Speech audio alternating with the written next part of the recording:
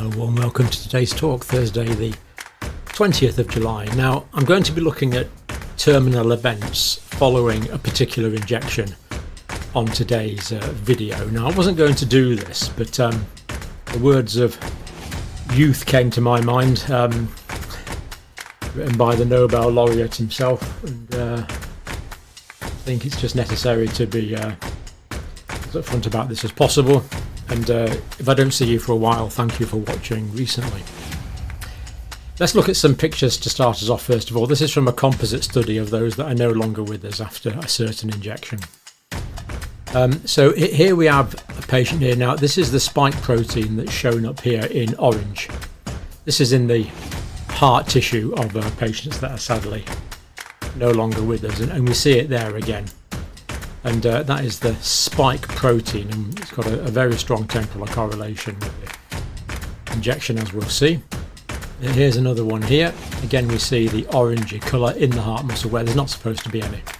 Now, we know this can occur as a result of COVID, and the authors were well aware of this. So this patient here had SARS coronavirus 2. He was positive, and he did have that as well. But of course, the authors knew how to differentiate between spike protein alone and spike protein with other components from the virus. Not so much the authors, but the pathologists that the authors were putting together on this one. So pretty incontrovertible, really. It's there it's a photograph. It's like it's not black and white. It's stained and orange, isn't it? It's purple and orange, but the evidence is there. And this also shows inflammatory changes. So as well as the spike protein there's inflammatory changes, and this shows the CD4 cells, the T helper lymphocytes.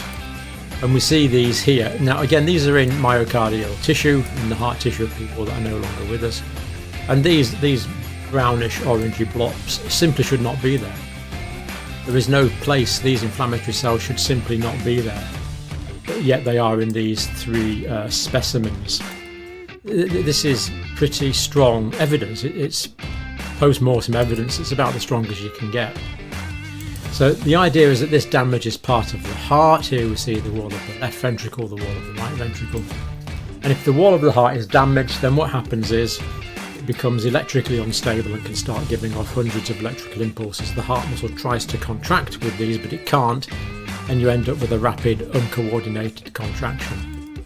One form that they found in this study was this first one, which is called ventricular tachycardia, and this one, which is called ventricular fibrillation. And of course, without treatment, these patients will go on to leave us pretty shortly after. Now, let's get straight on and look at this data. Now, this is from a preprint.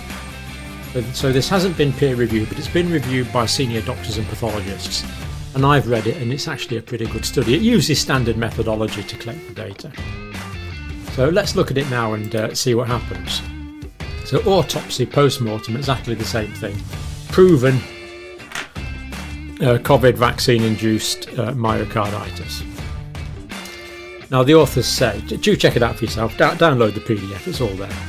COVID-19 vaccines have been linked to myocarditis, which in some circumstances can be. This systematic review aims to investigate potential causal links between COVID-19 vaccines and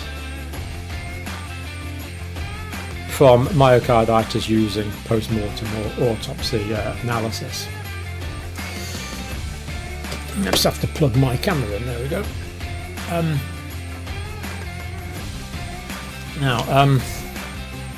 A systematic review. So it's a systematic review of all published autopsies involving COVID-19 vaccine-related myocarditis. So by definition of its autopsy, the individual is no longer with us. Through all the way to 3rd of July 2023, so bang up to date. All autopsy studies that included COVID-19 vaccine-induced myocarditis were as a possible cause of were included. Causality in each case was determined by 3 independent cardiac pathology people with cardiology and pathology expertise. So 3 independent reviewers looked at this. So of course we have to determine the difference between a correlation, that this adverse event happened after vaccination, and the vaccine caused the event. And that's the whole point of this study. The authors are claiming to have demonstrated clear causality.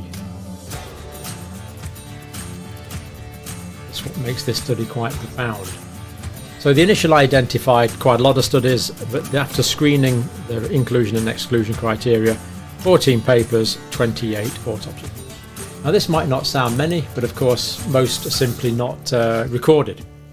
And of course in the vast majority of cases, autopsies were simply not performed. Or if they were performed, the appropriate tests weren't done.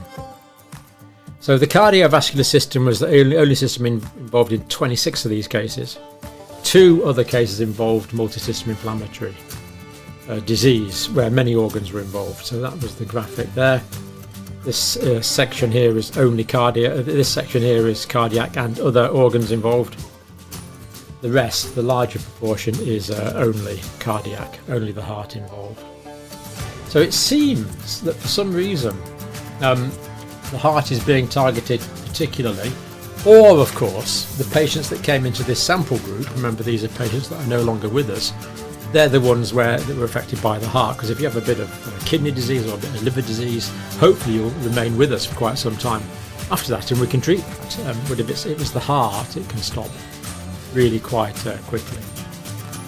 Now the days after vaccination to the adverse event that we're looking at here, some patients had the adverse event on the same day, 1, 2, 3, quite a few on the 3rd day, but all the way through to this is day 36 here. If you're watching on your phone, you can't see it. So patients had this adverse event, no longer being with us, from day 0 to day 36, most common being on day 3. And this was broken down quite extensively, and as you would expect, the problem was worst in young men. Not exclusively, but it was worst in young men, as we already know. So another point of consistency there, really.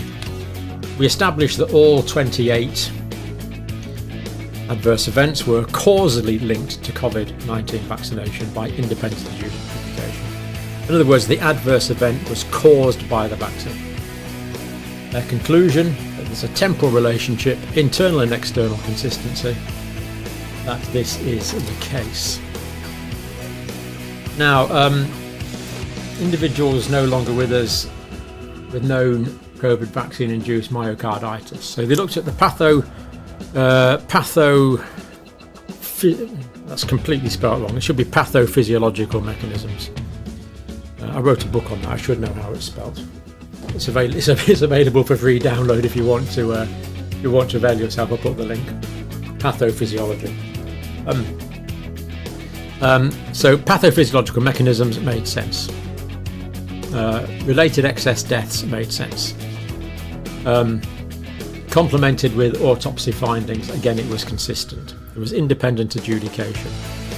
Application of the Bradford Hill criteria that I've looked at many times on this channel that help us to adjudicate between correlation and causality, and the Bradford Hill criteria, which were used initially to determine that smoking caused lung cancer, then that smoking caused heart disease, and then that asbestos caused mesothelioma.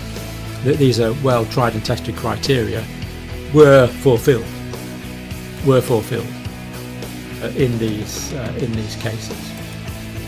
So again, accumulation of evidence, overall epidemiology of vaccine and myocarditis, all taken into account. Direct quote from the authors suggests there is a high likelihood of a causal link between COVID-19 vaccinations and from suspected myocarditis. In cases where sudden and unexpected has occurred in a vaccinated person. So they're basically saying that these two go together. They say urgent investigation is required for the purposes of risk stratification. Who the heck shouldn't we be injecting? Young men being a fairly obvious candidate at the moment, I would have thought. And mitigation. Mitigation. How can we stop this adverse event occurring? In order to reduce the population occurrence of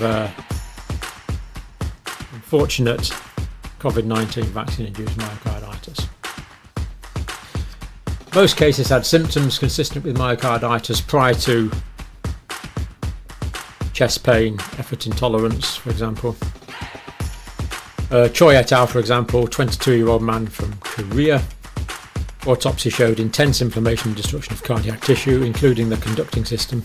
Now, the conducting system is what generates the electrical activity for the heart to contract, transmits it through the atria, transmits it down through the ventricles, and of course if that's not working you'll get a condition called heart block, where the impulse is not going through the heart. Other cases had no reported symptoms before death. Perhaps even more alarming, let's draw a picture here. This is a flagpole, this is a flag, and this flag is red. This is a red flag. To me, this can be happening. Gill et al. Reported 2 boys aged 16 and 17. 16 and 17-year-old boys. It's just incredible. Who, a few days after mRNA injection, while asleep at home. Autopsy revealed patchy inflammation, suggesting that the sudden arrhythmia, the ventricular fibrillation, ventricular tachycardia, probably ventricular fibrillation, had occurred. So the patchy inflammation, you see, you don't, with the heart, you can get a lot of the heart muscle involved, and the heart becomes floppy. You can get what you call a dilated cardiac myocarditis. But then sometimes just little bits of the heart are involved. And if little bits are involved, that's still enough to act as what we call an ectopic focus. A focus of electrical activity where there shouldn't be a focus of electrical activity, firing out lots of impulses, and that causes this chaotic waveform which is associated, which is ventricular fibrillation. Of course, has no cardiac output, resulting in death of the brain a few minutes later. So there we are. We'll leave that there. God willing, I'll see you in the next day or two. But we'll see. But really, the songs you learn when you're young. How many times can a man turn his head and pretend he just doesn't see? Some things just have to be said. The entire scientific community, of course, is open to reply. I have been in touch with a couple of the authors of this paper, actually. And there is much more to this story.